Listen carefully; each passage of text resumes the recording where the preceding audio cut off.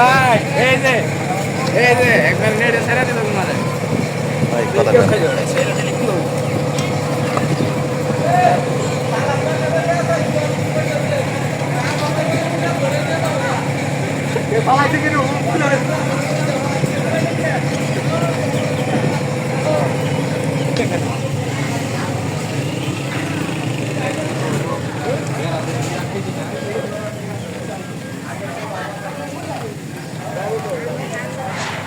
এটা আমাদের স্থানীয় জনগণের মাধ্যমে এটা করা হইতেছে। এটা এটা এখানে কোনো এই সরকারি কোনো অনুদান নাই।